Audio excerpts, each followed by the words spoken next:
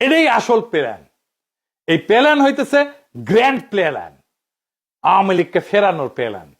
এইবার ভোটে যদি বিএনপি জিতে তাহলে আওয়ামী লীগ ফিরবে, লিগে রাখতে পারেন। এটা তো আমার কথা না, আপনারা তো বিএনপির লোকদের মুখেই শুনলেন, তাই না? আপনি আসলে ধানের শীষে ভোট দিতেছেন না, আপনি ভোট দিতেছেন নৌকায়, আপনি ভোট দিতেছেন হাসিনা রে, আপনি ভোট দিতেছেন ফ্যাসিস্ট রে, আপনি ভোট দিতেছেন ভারপ্রাপ্ত আওয়ামী লীগ রে, বিএনপি রে না। যারা আওয়ামী লীগ রে ফিরে আনতে চান তারা ধানের শীষে ভোট দিতে পারেন। আমরা বলবো নৌকার ধানের শীষ দুই সাপেরই একই বিষ। এই দুইটারে বাংলাদেশ থেকে হটাইতে হবে, এই দুইটারে ক্ষমতার আশেপাশে আসতে দেওয়া যাবে না। এটাই আমাদের আগামীর বাংলাদেশ গড়ার শপথ হোক। ইনকিলাব জিন্দাবাদ। যে ক্ষমতা দেয়নি সেই কাজ রাষ্ট্র করছে, এটা করতে পারে না। আইনের বাইরে যায় মৃত্যুদণ্ডের এমন কোন পদ্ধতিতে মৃত্যুদণ্ডের আদেশ দেওয়া মানে এটা শুধু ভুল না, এটা রাষ্ট্রের অবৈধ কাজ, আদালতের অবৈধ কাজ। খালেদা জিয়ার সরকার কিছুই করে নাই, আপিলের কাজ বন্ধ করে রাখিছিল। হাসিনা আইসা সামে সবাই ফাঁসি দিয়ে দিছে। এই হাসিনা পলানোর পরেও প্ল্যান ছিল এইটাই যে বিএনপি আর ওয়াকার সামে তুলে দিবে জুলাই বিপ্লবীদের আওয়ামী লীগের হাতে। বিএনপির প্ল্যান এখন প্রকাশ্য, তারা আওয়ামী লীগকে ফিরে আনতে চায়। আমি বেনে বেনে করছি না, আমি প্রমাণ দিতেছি। দেখেন হিন্দু সম্প্রদায়কে দিয়ে কি বলানো হইতেছে। আমি কিন্তু আমার জন্মগতভাবে আমি বিএনপি ছিলাম, বুঝছেন। আমি মাহবুব কমিশন আমলে বিএনপি কমিশনার মেম্বার ছিলাম 3 বার।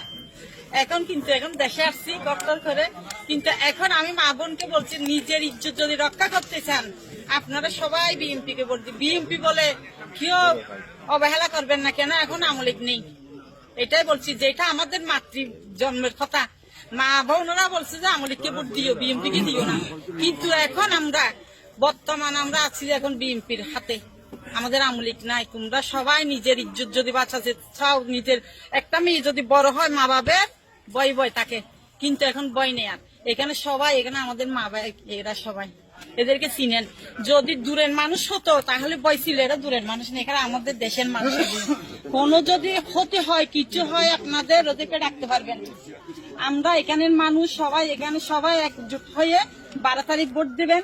সবাই ভোটের জন্য যাবেন, কিন্তু অনেকজন বলে বিএনপি কে ভোট দেবো না, যাবো না। না, এটা মনে করবেন না।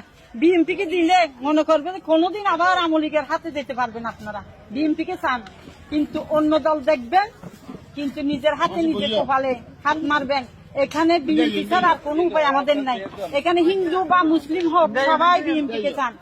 আমি বলছি আমাদের এই এলাকার সবাই, আপনারা বিপদের সময় না ফেলে এদেরকে পাবেন। এরা এখানে কাছের লোক, এরা দূরের নাই। কেউ হারিয়ে যেতে পারবেন এখান থেকে, আমাদের হাত থেকে, কেন এগুলো আমাদের দেশের লোক। তাই আমি বলছি মা বোনকে, এখানে মহিলা হইয়ে বা পুরুষ হইয়ে ওই বিএনপি কে দেবো না, এই কথা আর বলিয়েন না। কেন আমরা এখন একটাই দল, বাংলাদেশে একটাই দল আছে, ওইটাই কোনো দল না, এটা নিজেরাই দল করছে। যে এটাকে কেউ সমর্থন দেবে না ওই দলকে। আমরাই এখন হচ্ছি যে কি সবাই বলো বিএনপি কে চাই, ভোট চাই, ধানের শীষে ভোট দেবে, এটাই আমরা চাই। আমাদের ধানের শীষে তো ধানের শীষ সবাই, আমি বলছি ধানের শীষে টিকে দিলে আপনারা মনে মনে বলছেন যে ধানের শীষ কেন দেব, আগে তো আমরা আওয়ামী লীগ ছিলাম না, এখন আমরা আওয়ামী লীগ। ধানের শীষে আওয়ামী লীগ মনে করবেন কেন? আওয়ামী লীগ আসার জন্য আমরা, এটা একটা পথ। আমরা বিএনপি কে যদি চাই, বিএনপি দেখা 10 বছর বাদ হলে আমাদের নেত্রীকে আবার আনবে, জানেন এটা।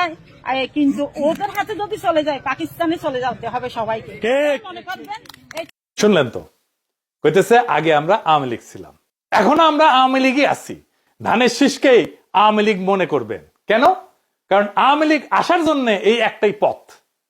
আমরা বিএনপি কে যদি চাই, বিএনপি দেখেন 10 বছর পরে হইলেও আমাদের নেত্রীকে আবার আনবে। শুনেছেন, নিজের কানে তো শুনলেন। আর একটা প্রমাণ দিতেছি, আসেন সে প্রমাণটা দেখি।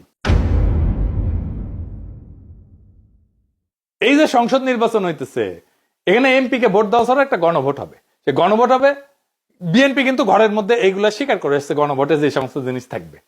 এই গণভোটে হ্যাঁ বা না ভোট দিতে হবে। হ্যাঁ ভোট দিলে কি কি পাবেন? আপনি 12টা জিনিস পাবেন। 12টা কিভাবে আগামী রাষ্ট্র চলবে সেটা ঠিক করতে পারবেন। কি কি সেটা একটা একটা করে বুঝে দেখি, শুনেন মন দিয়া। আপনি কি এমন একটা বাংলাদেশ চান যেখানে তত্ত্বাবধায়ক সরকার, নির্বাচন কমিশন, সরকারি কর্ম কমিশন মানে যেটাকে পিএসসি বলা হয়, এটা গঠনে সরকারি দল এবং বিরোধী দল একত্রে কাজ করবে? সুন্দর কথা না? 2 নাম্বার, সরকারি দল ইচ্ছা মতো সংবিধান সংশোধন করতে পারবে না। সুন্দর না কথাটা? 3 নাম্বার, সংবিধানের গুরুত্বপূর্ণ পরিবর্তনের ক্ষেত্রে গণভোটের বিধান চালু হবে। সুন্দর না? আমরা সবাই মিলে ভোট দিয়ে ঠিক করব।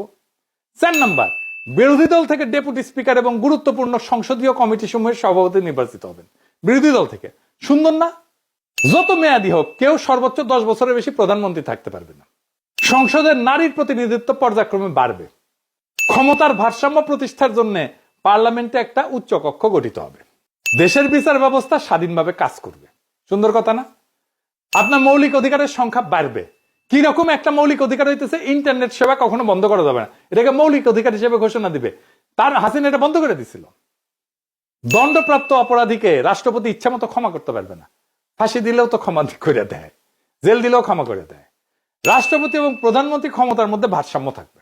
রাষ্ট্রভাষা বাংলার মর্যাদার পাশাপাশি অন্যান্য জাতিগোষ্ঠীর ভাষাও সাংবিধানিকভাবে স্বীকৃত হবে। সব সুন্দর কথা না? 12টা কথা। হ্যাঁ ভোট দিলে সবগুলা পাবেন, এই যতগুলো আছে সবগুলো।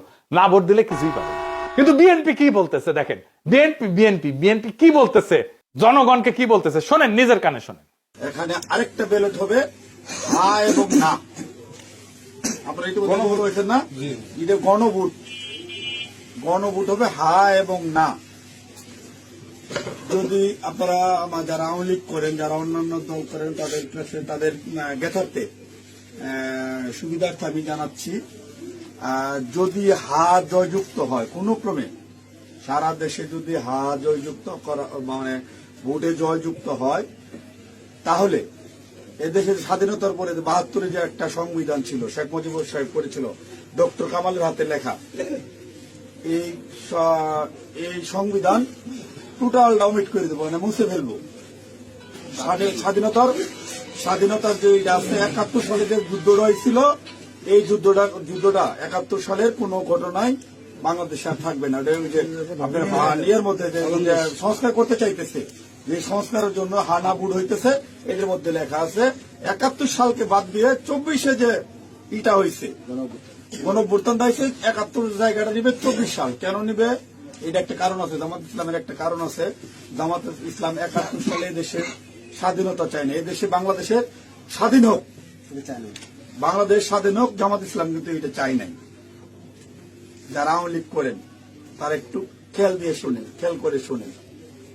যদি হার জয়যুক্ত হয় তাহলে আওয়ামী লীগ কিন্তু এখন মানে কি জানি প্রজ্ঞাপনের মাধ্যমে আপনার স্থগিত হয়েছে, আওয়ামী লীগ নির্বাচনে অংশগ্রহণ করতে পারবে না। যদি হা জয়যুক্ত হয় তাহলে আওয়ামী লীগ একবারে আর কোনো মিটিং টিটিং হবে না, মিটিং টিটিং সংসদে কোথাও উঠবে না। ওই হার মধ্যে এই লেখা আছে আওয়ামী লীগ নিষিদ্ধ। এই যে 24 সালে গণহত্যার জন্য আওয়ামী লীগ কিন্তু নিষিদ্ধ হয়ে যাবে আপনাদের ভোটেই।